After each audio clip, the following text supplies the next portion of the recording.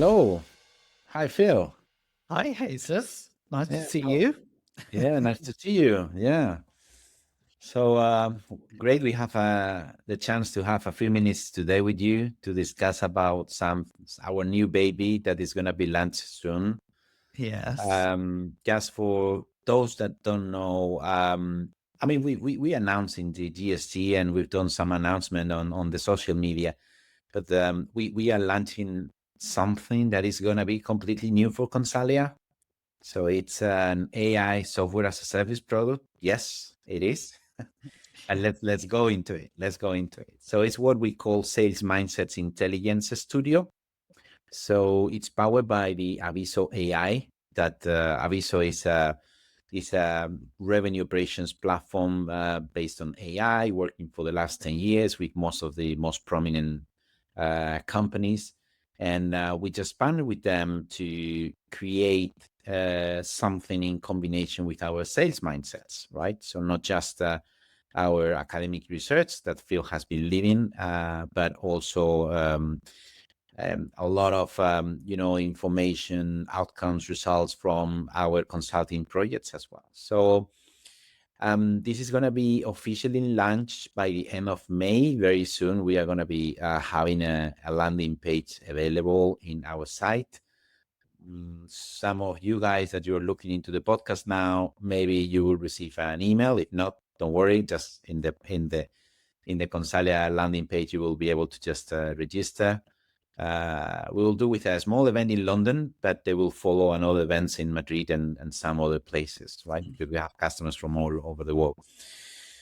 So, Phil, I mean, everyone will be thinking about what is this sales mindsets intelligence studio, right? We Mhm. just started to connect all the intelligence we have through these 20 years, more than 5,000 assets in various topics, and we train an AI for the first time. So we move from humans to the AI. So why do you think we I mean, of course, it's something that we work together, but in your view, why Consalia decided to move into this space?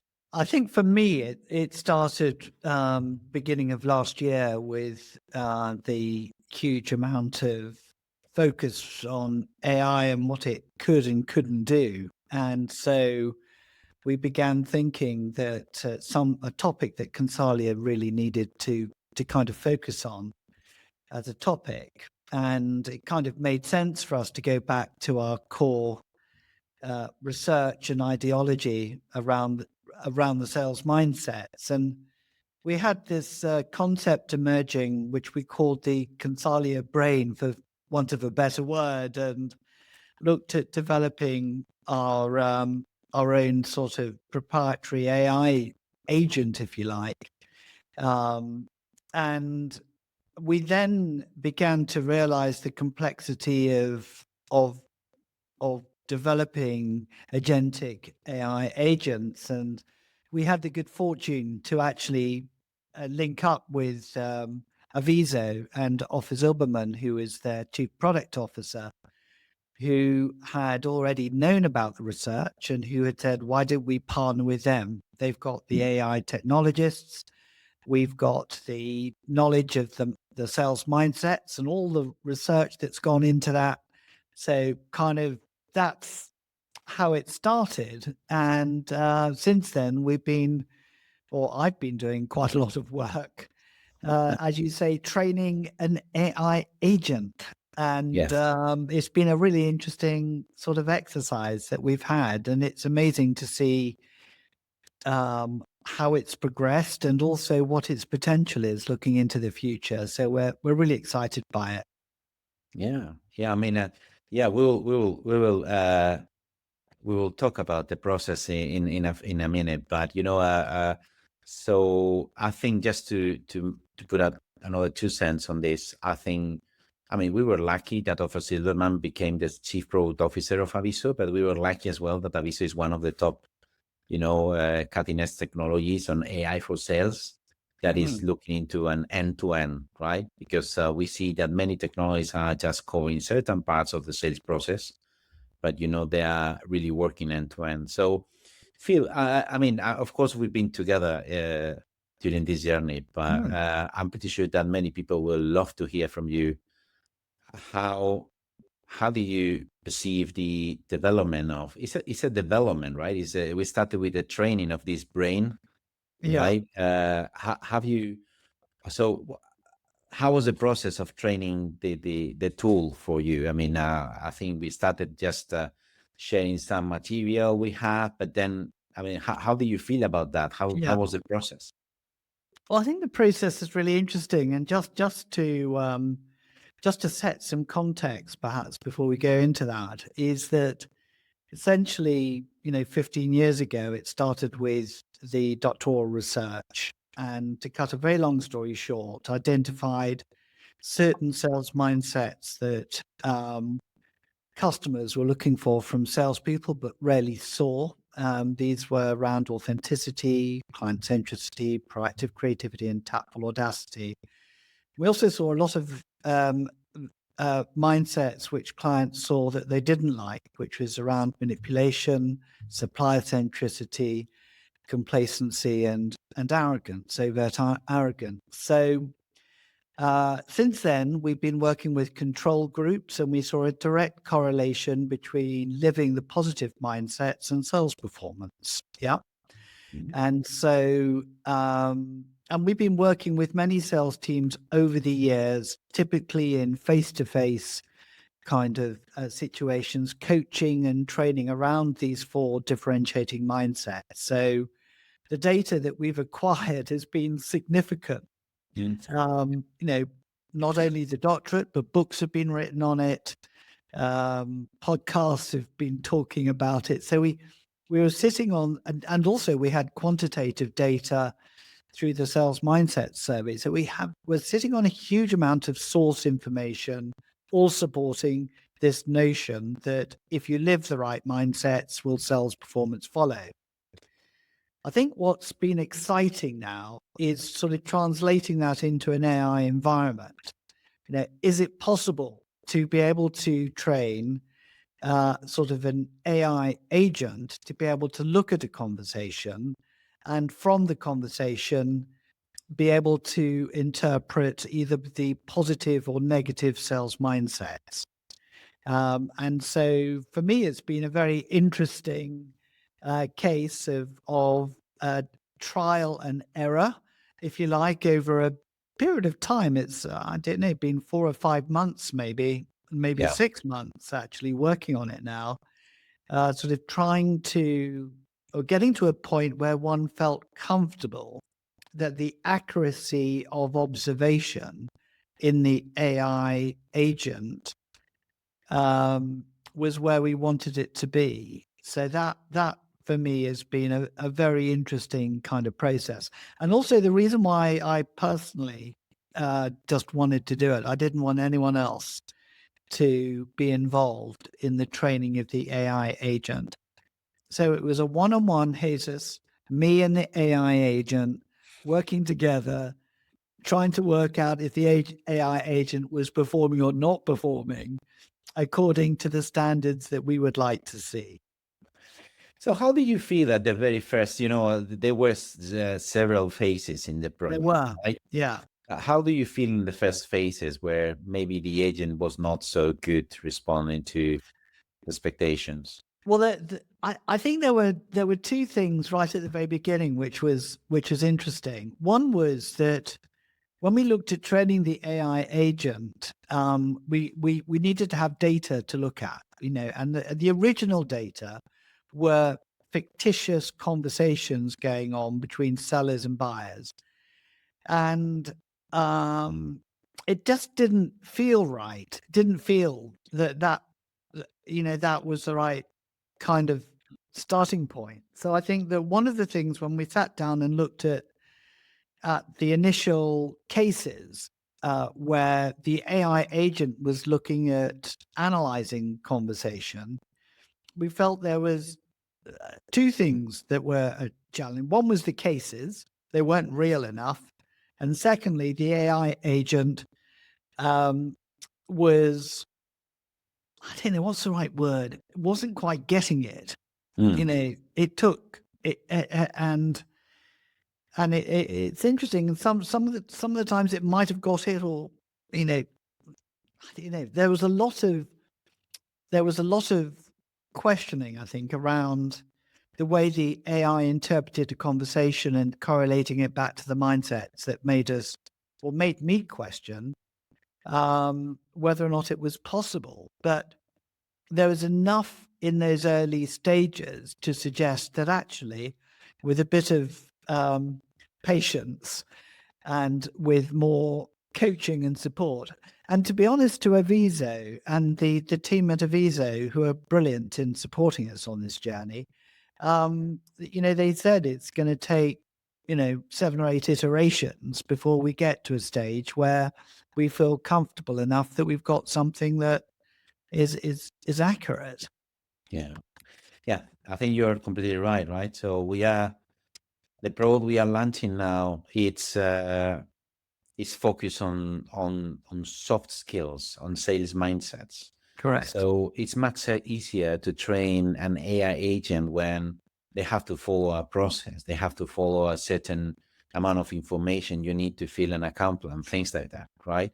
But here, it's about evaluating how a human is interacting with another human and providing a feedback that sounds like a human. So it's one of the most complicated scenarios you can think about, right? Yeah. And I believe that in the first turns, in the first phases, I think we look into it as it was like a baby we need to train, right? And I think we find this in many companies, that sometimes people have the tools, but they don't get the training, or they don't do the training to the AI. I mean, and as much as you train, as much as good data and clean data you have, the best will be the outcome. No? So I think we had the patience to go through the different phases. And I guess that there was some moment where you started to see it click, right? The click that things started to work. Well, sort of having gone through the case material, for example, the basis of which the agent was then analyzing conversation and realizing actually you've got to work with live data or real conversation. The next phase was really quite interesting because we were able to get live conversations. Yeah, so these were live conversations taking place between sellers and buyers, real conversations, customer support conversations, and so on and so forth. When you work with live conversations, and I often come back to the reference to Professor Liz Stokoe at London School of Economics, who's a conversation analyst. And she talked about the meta-ness of language. And I remember Liz had spent some time, I think, in Spain, sort of trying to work with technology companies to help her approach to conversation analytics transcribed to a technical environment. And I can understand the challenge that Liz faced, because when you have conversation, you have ers and ums, and you have interruptions and pausing and so on and so forth. And how could you expect an AI agent to pick up on the subtlety of language? And that was interesting. I mean, even humans can misread a pause. Even humans can misread an and they can interpret that as not listening, or where the opposite may be true. So it's actually it when you started to look at the conversations taking place that the AI agents were analyzing, you found yourself having to train the AI to deal with the messy bits of conversation somehow. Yeah. To train it to say that if there is a pause or an it's not necessarily negative. It might be positive. The word okay might be appropriate, because the word okay might be encouraging a customer to talk more, which is what you need to do when you qualify a sales opportunity. Yeah. So what I found interesting in the early stages when we were looking at the conversation analytics was working with the agent in their interpretation across the sales mindsets of conversations and questioning their interpretation in a feedback loop. So what I was doing was taking a conversation. I would either accept that their interpretation was correct or not. Mhm. In the early stages, there were many nots Yeah. corrects. And I was then writing some sort of commentary about what I thought would be a better way to interpret Mm. that aspect of the conversation. And there were many conversations that we were looking at. There were many. Liz Doko talks about turns in her conversation analytics Yeah. piece. Each turn is a is a a buyer and a seller communicating. So if you start to look at how many turns did we actually look at when we did the training, it was, I don't know, I haven't counted them, many different turns. But what we wanted to see was a sort of progression, that the corrections would become fewer and fewer. And it was interesting over time that we began to see that actually the AI agent was doing a much better job of interpreting back to those sales mindsets, the conversations, um, in an accurate way, which made us more confident that we had something that would be quite interesting for companies to follow up on. Yeah, yeah. I think. I mean, of course, we don't want to unveil everything that will be launched by end of May. Yeah. But the ability to have a 24/7.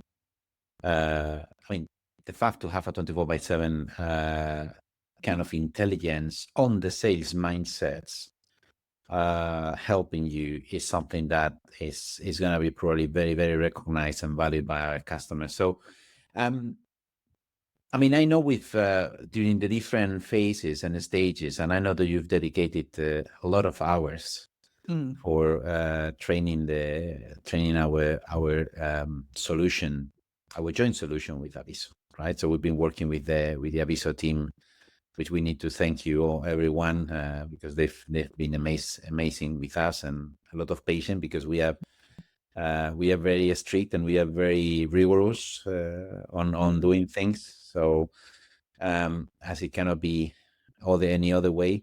So what do you think is the academic level? I know it's difficult, right? But we've always make a joke about having an AI to go through a PhD or to go through a master's, no? So I mean, is a BSc is more or less, or what do you think is? I mean, I know that we are happy to launch to our Yeah. customers and potential new customers because it's ready, right? Has been trained enough.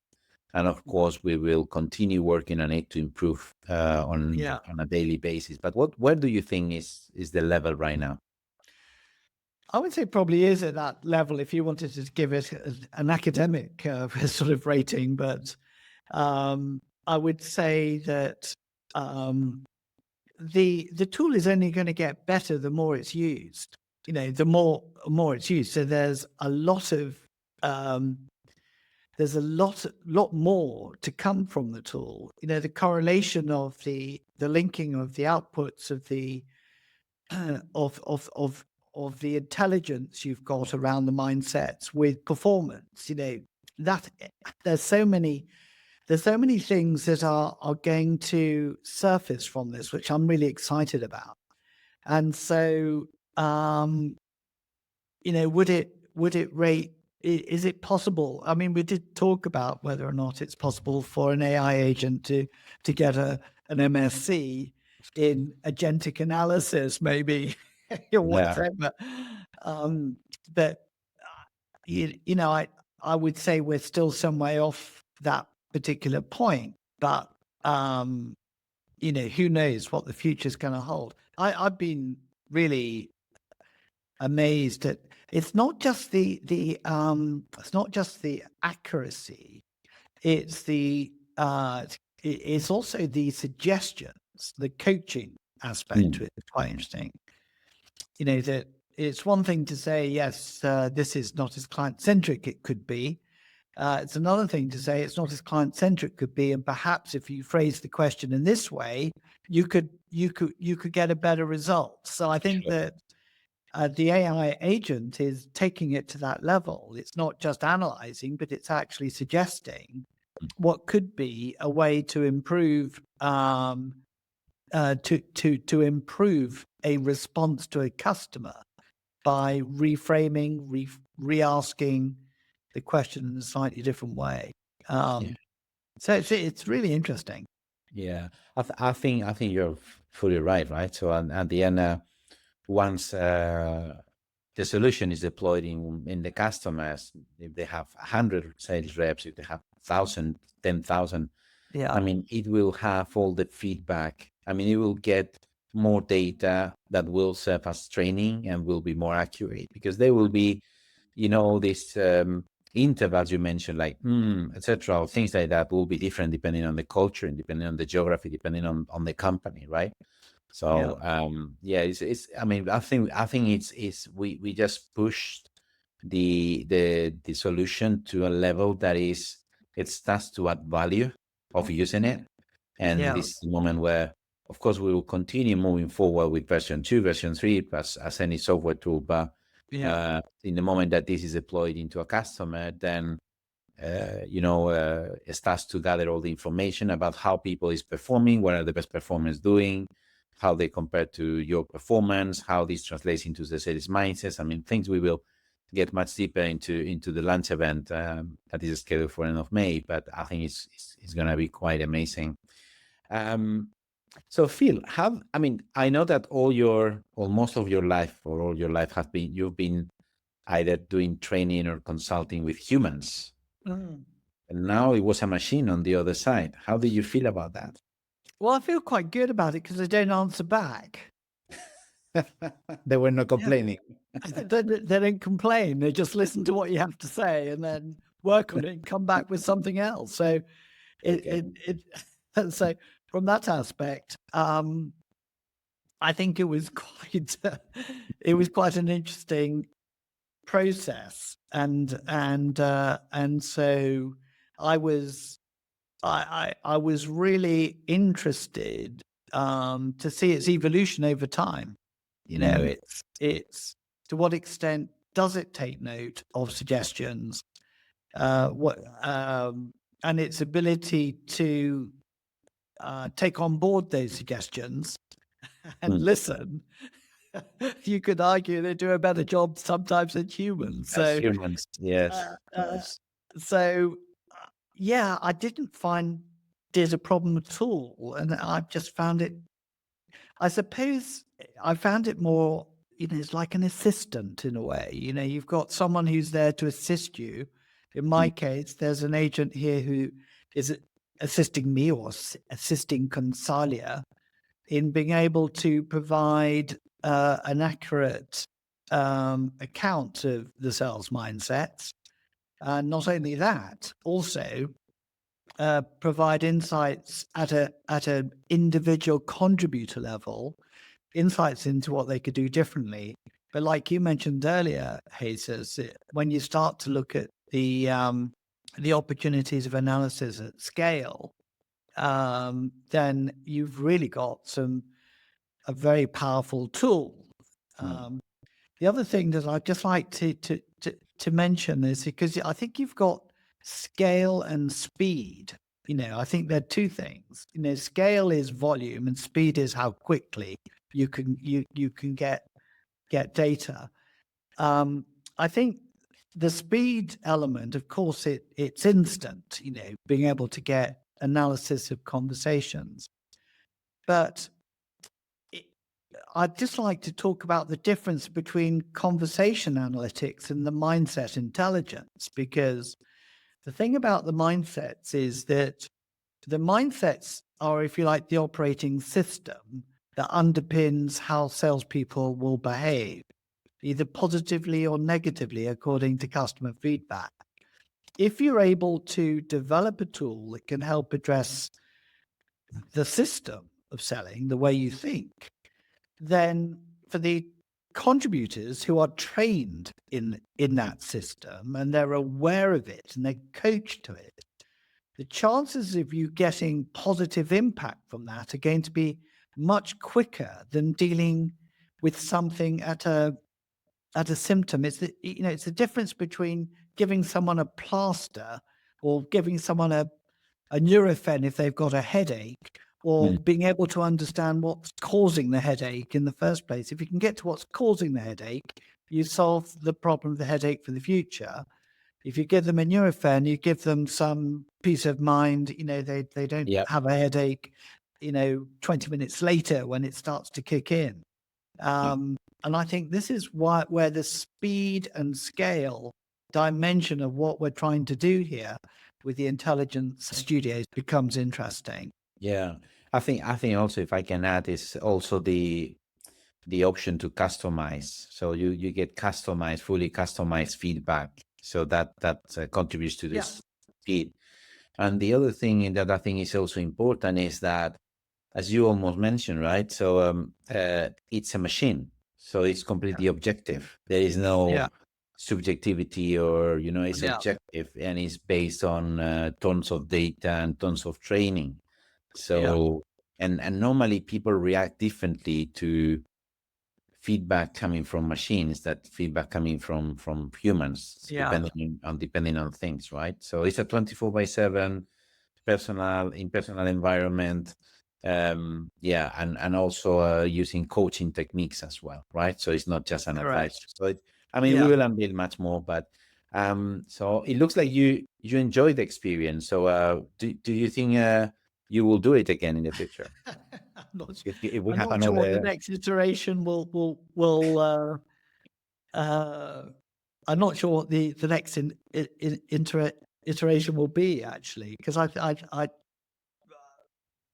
I'm going to look forward to the possibility of studying the data at scale, I think. Hmm. And whether that's going to involve training the AI in a different way, or it may be that the data suggests that we need to change perhaps when we start to look at the correlation between sales performance and mindsets, it may have an impact on the nuance of the mindsets that we'll talk about. Maybe Yeah. they'll change as a consequence of that. So May- therefore, we'll need yeah, more maybe they did training. through the studio. We are able to detect new trends, or new Yeah, changes, new sales correct. mindset. I also think that we focus a lot on the technology Yeah, for the humans, but now maybe we need to focus on the humans for the technology as well. yeah, People using it, and people yeah, adopting not just the studio, but also some yeah, other AI tools, right? So I yeah, think that there's a lot of work on that. I know I'm conscious that we had like 30 minutes, like a cap. yeah. So is there any other final thought you want to mention, or? No, just that it's it's an interesting. It's certainly a really interesting area to explore, and for any organization that has the ability to be able to have recorded conversations, it's a fantastic opportunity to be able to link that to sort of an academically proven framework around the sales mindset. So, um, I think it's the partnership we may have with future clients as we start to explore the power of the mindsets and sales performance. I just think it's going to be a very exciting time ahead, Yeah. for what we're doing here and what we've started. So, yeah, super excited that we have got to this stage. It wasn't quite the journey we thought out at the beginning, Jesus, was it? It Uh, wasn't quite how I we think thought it would be. I Yeah, think I think the main concept or the framework was similar, like to have like a brain with yeah, all the experience, knowledge we can train on all our, you have a yeah, lot of assets, a lot of research, a lot of projects we've done, and a lot of experience, right? yeah, Recorded, let's say, yeah, and put an intelligence to work objectively 24/7 that can scale up, because at the end, a one-to-one coach with Phil Squire or Jesus Llamazares, okay, we have limited time and limited amount yeah, of time, right? But at the end of the day, this is like making a small avatar of us, Yeah. helping them, right? Maybe in the future is maybe now, I don't know, maybe better than us, who knows, right? So it's where the AI comes when you really focus and dedicate and focus on something and train and do the right resources and time. And this is what we've done with all the care, right? So I believe it's going to be very well perceived by many people, and I think we've really trained something that is unique, because when we see even other coaching agents or things like that, I've seen they are quite trained or on let's say on documents, right? So we are talking about mindsets, we are talking about emotions, feelings, behaviors, and I believe this is probably one of the most complicated kind of agents we could train. And probably that's the reason why it took some times for us, that we are also, we like to be very, very professional in everything we do. So it took a little bit longer than expected. And now we are happy, and we are launching end of May. And I'm pretty sure we will have existing customers and new, very interesting people that will love to hear about that. Sales leaders, sales engagement, sales enablement, transformation people. So people that is really looking into transforming the people, the sales people, through technology and through AI, and connected to the sales mindset. It's not connected to to other things that you can study on books, etc. This is something that you really need to train. You really need to practice in order to excel. So, well, I think that's all for today, Phil. Great. So thank Lucas. you so much for. I'm pretty sure we will have more conversations on our new baby that is going to be launched. So thank you very much. Thank you.